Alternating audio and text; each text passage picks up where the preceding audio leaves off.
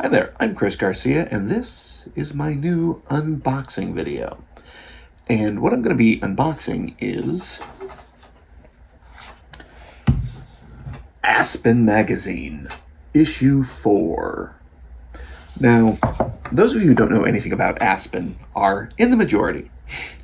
Aspen was a magazine that was developed by Phyllis Whitley, who was the editor of Women Wears Daily, and she wanted to do something that expanded the possibility of what a magazine could be, because the bound form of a magazine is actually pretty limiting if you think about it. So what she came up with was a box.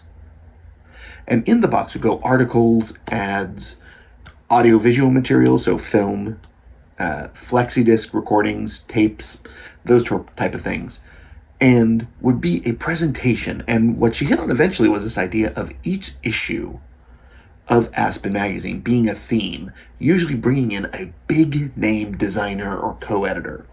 People like Andy Warhol, David Dalton, and this issue, Marshall McLuhan and Quentin Fiore, who had written a book called The Medium is the Massage. And this is spring 1967. And when you open it, you're presented with this. And I'll read the inside cover here. Cultural change is impossible without a knowledge of the way media works as environment. This Marshall McLuhan issue of Aspen was designed by Quentin Fiore, co-author with McLuhan of The Medium is the Massage. The medium is the massage. We shape our tools, and thereafter they shape us. The TV generation, looking for a formula for putting on the universe. How to improve the world when information is rubbed against information. That's John Cage wrote that piece. The electronics of music. We now have instruments without limit. A recorded sampler of electronic music. The hi-fi quest for realistic sound soon merged with the television image as part of the recovery of tactile experience. That's by Fabian Bowers and Daniel Kunin. The Braille Trail. A world of acoustic space. Bob Lewis, Alfred Etter, Bob Chamberlain, and Jim Milmo. Cycles. That's P-S-Y-C-L-E-S. A strange bond often exists between antisocial types and their power to see environments as they really are. Bob Lewis, Alfred Etter, Bob Chamberlain, and Jim Milmo. That was the one before this one. It's actually Danny Lyon, Bob Chamberlain, Radcliffe Squire, Sandy Cohen, Cal of South Cal, Funny Sonny, Cockroach Kid, Eddie, Kathy, and Johnny. And here at the bottom, it says, Aspen Magazine, Volume 1, Number 4, Spring 1967. Aspen Magazine is published quarterly by Roaring Fork Press, 107 Waverly Place, New York, New York, 10011. Phylis Johnson, editor and publisher. Oh, it's Phylis Johnson, not Phyllis Wheatley. I realize that's a mistake. So this manuscript, or this magazine, is an amalgamation. So no individual part defines how it interacts with the rest of it, except for it has to fit in the box. And this is perfect for McLuhan and Fiore, whose work looked at how presentation in the media actually is a big part of the experience of a media piece. So, for example, there is something in the presentation of a film newsreel that were the standard in the 1930s, 40s, 50s, 20s for sure, into the 50s. You would get news from this massive source on a big screen that made use of that screen. And there were very traditional ways you would do it. You'd have large projected words, for example. You wouldn't have what we call bottom thirds now, or subtitling type things usually. But then you came to television, which was more direct and could do things like bottom thirds, like chyron ups and so forth, which generally changed the way you experienced news items.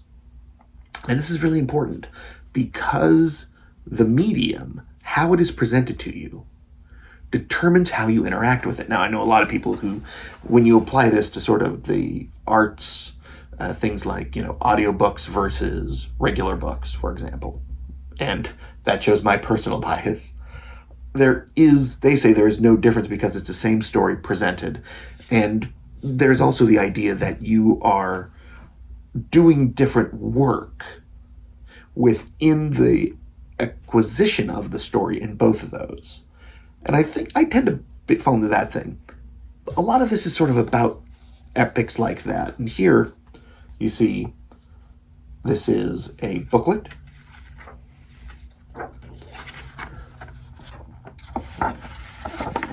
You can see that what it looks like. And an interesting note here on the back, sort of see very computerized looking things for the time. One of it is a scan of this portion here is a punch card, which was the primary method for storage on computers in the 1960s. And you would punch out programs and you would store data on cards.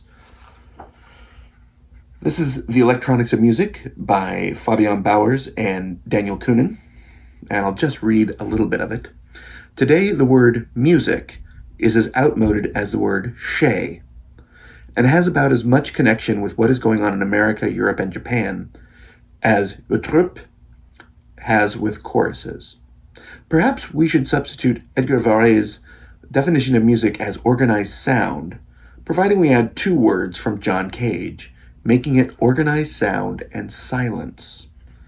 The introduction of electronics has completely changed the face of present-day music, and more than anything else determines the direction of the future. This is a wonderful, long essay, but what's really important is this. This is the flexi disc, and it's actually a record, two-sided.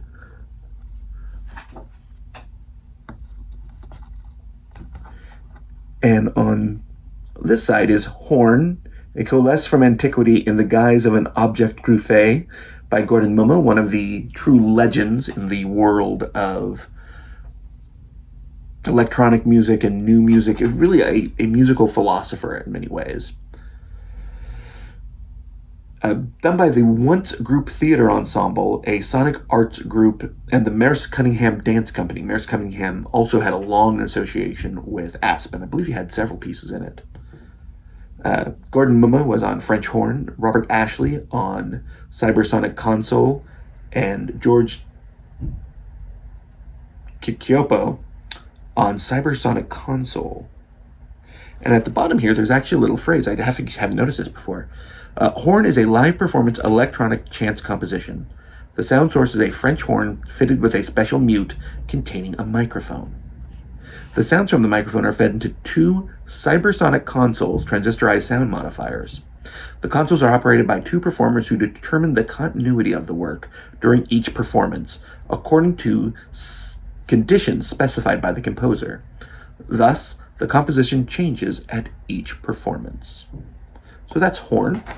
Side 2 is In Memoriam, Edgar Varèse, by Mario Davidotsky. And this is noticed at the bottom here. This magnetic tape composition was done in the tape studios of the Columbia Princeton Electronic Music Center, in contrast to Horn. This composition was done directly on magnetic tape by each sound created and controlled entirely by the composer in the tape studio. And the Columbia Princeton Electronic Music Center is one of the first sites for computer music also. And their very large computer, I can't not remember for the life of me what it was called. Terrible for a guy whose computer music was his job for 20 years. But it is one of the first, I think it's called a Mark I computer synthesizer or something like that. But it's still alive, and the guy whose office it's in is still there today at Princeton. Or Columbia, because it's Columbia Princeton Music Center. And it's an RCA computer, basically. So I'll do a full reading of this and plus have a example in the notes of the sound that it actually produced. The next piece, this one here, is the Braille Trail. And I'll just read this little portion here. A self-guiding nature trail for the blind, both seeing and non-seeing, teaches us to comprehend the natural world through the purest form of communication, touch, smell, hearing, without first filtering it through sight. The Aspen Braille Trail was built high up in the Independence Pass wilderness at 10,400 feet by a small band of Aspenites and White River Forest Service personnel. Robert B. Lewis, scientist, idealist, and prime instigator, an experimental trail that other communities can emulate. Maybe someday there'll be a network of such trails across the country, in wetlands, along streams, in mountains, and even the deserts. And you can see there's a long, it's a fold-out piece.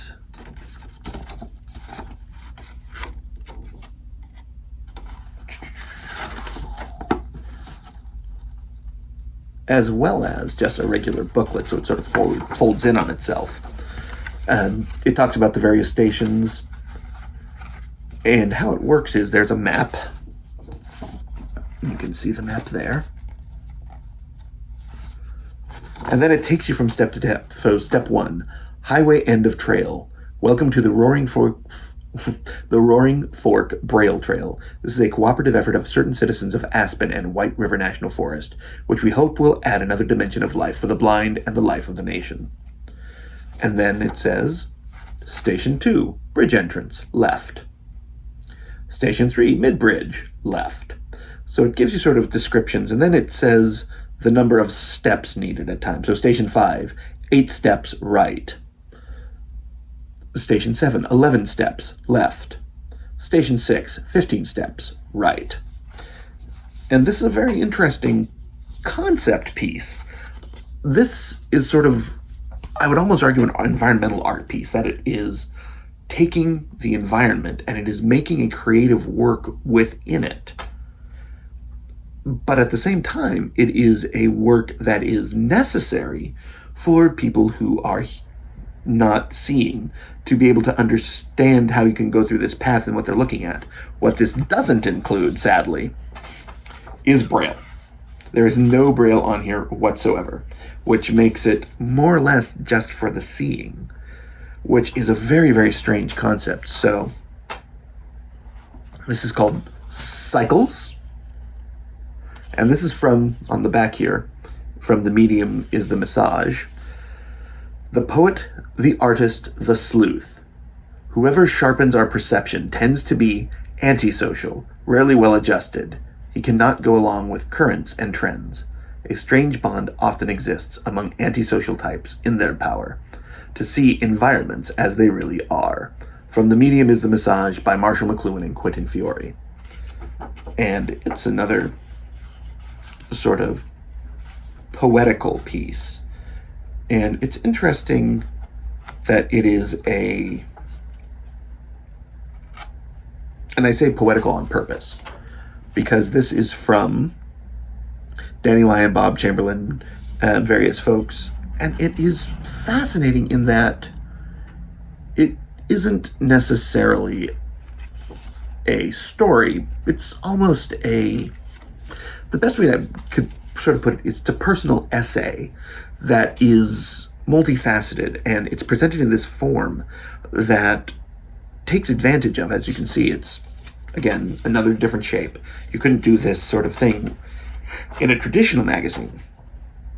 But it's about biker life, and there are photos, and there are drawings, and even a swastika, Nazi flag, which was kind of shocking because it's literally in the center page. But it's a fascinating little piece, and I want to read just a little part of it.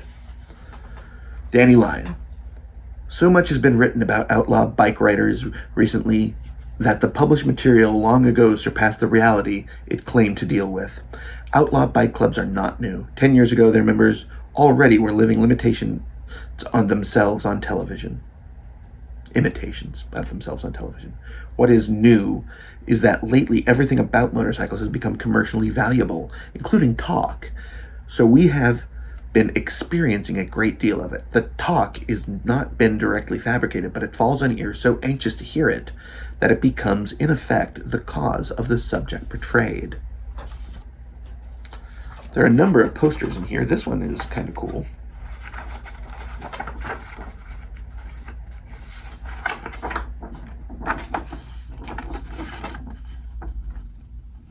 This is a photo by Stephen Shapiro, and it is from the Tribal Stomp at San Francisco's Avalon Ballroom. And it notes here, hundreds of hippies freaking out with beads and bodies to the vibrations of Big Brother and the Holding Company. This is basically a piece that is, it's more or less just a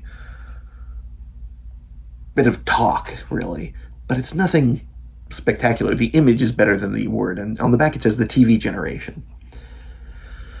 The mass media of today are turning the globe into a village and catapulting 20th century man back to the life of the tribe. The machine and the motor car released the horse and projected it into the plane of entertainment. So does automation with men. We are suddenly threatened with a liberation that taxes our inner resources of self-employment and imaginative participation in society. This would seem to be a fate that calls men to the role of artist in society. The mark of our time is its revulsion against imposed patterns. We are suddenly eager to have things and people declare their beings totally. Again, there's a lot of media philosophy in this piece. Another one.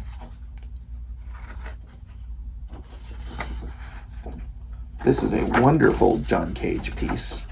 I think it's double-sided, but it continues from one side to the next. And at the top it says, when information rubs against information. But here's interesting. It says, from the Aspen International Design Conference, 1966, John Cage, diary, how to improve the world, you will only make matters worse. And this is a fascinating piece. There's no good way to experience this as a whole. And that is singular in this whole piece. But I do love, one, continue. I'll discover where you sweat, Kierkegaard. We are getting rid of ownership, substituting use, beginning with ideas. Which ones can we take? Which ones can we give? Disappearance of power politics, non-measurement. Japanese, he said. We also hear with our feet. This is a fascinating piece. And I'll try and do a scan of this, but this is probably not going to happen. This one is a poster. Again, media is the massage. You can see it's a number of images from the book. And here's the note. This is reprinted from The Media is the Massage by Marshall McLuhan and Quentin Fiore by permission of Bantam Books, Inc., copyright 1967 by Bantam Books, coordinated by Jerome Agel, or Agel, I don't know. And it's done in a methodology that looks like Ditto, which was a duplication process that you had to have special paper and it looked purple. But I love some of the little notes here. This is my favorite. Your family. The family circle has widened. The whirlpool of information fathered by electronic media, movies, Telstar, flight, far surpasses any possible influence mom and dad can now bring to bear. Character no longer is shaped by only two earnest, fumbling experts. Now, all the world's a sage. You can see some of this work here. It's fascinating. Again, something that a traditional magazine format would make very difficult to present. This is section 9. This is the advertising section, which is great. And it opens with, it's a folder, and it says here, if an ad has become so environmental as to be unperceived, that's when it's really doing its work. And this idea that advertisement can fold into the environment is massively important. But you can see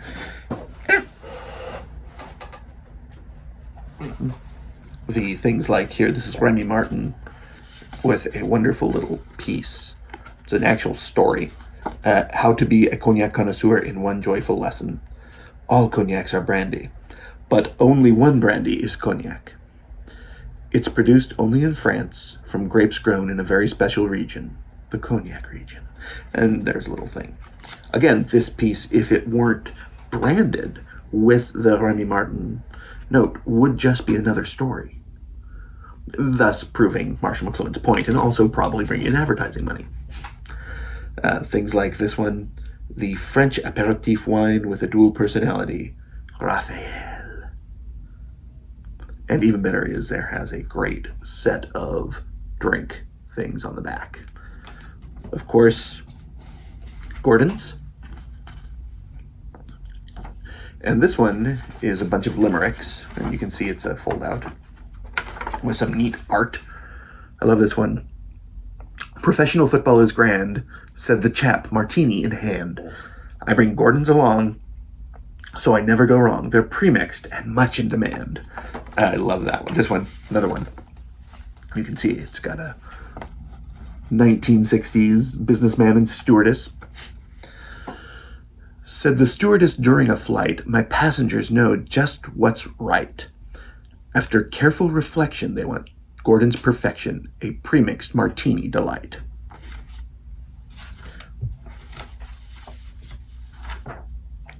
This entire thing has had a massive influence on me as a creator.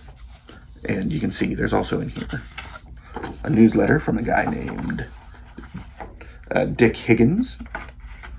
And there's some very strange news. This is about a happening.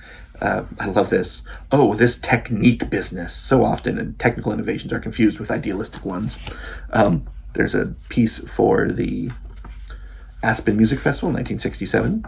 But this is my favorite, probably. It's the subscription card.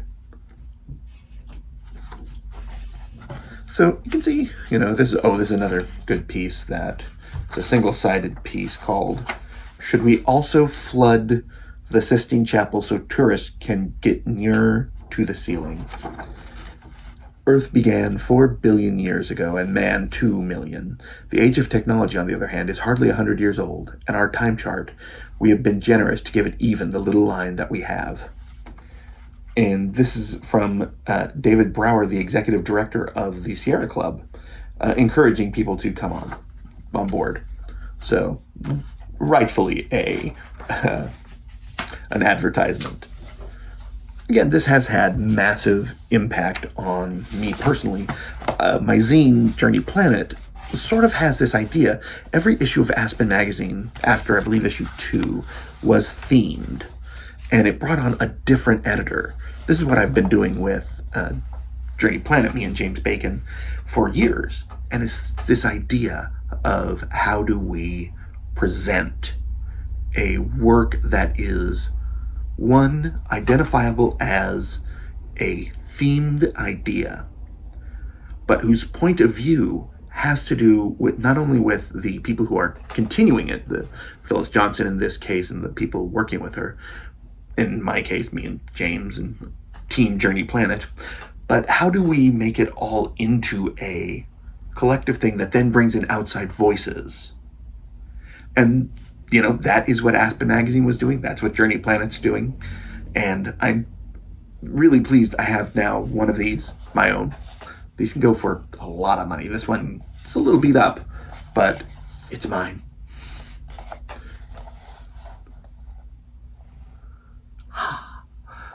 And actually, it should be like that, shouldn't it? So I'm getting a second one of these very shortly, and I'll be doing an unboxing for that one. I hope you enjoyed this, and I hope in the future you will be able to watch more. I'm going to have links to a lot of this. UbuWeb has a whole bunch of Aspen scans and audio. So hope you'll stay tuned. Thanks for listening.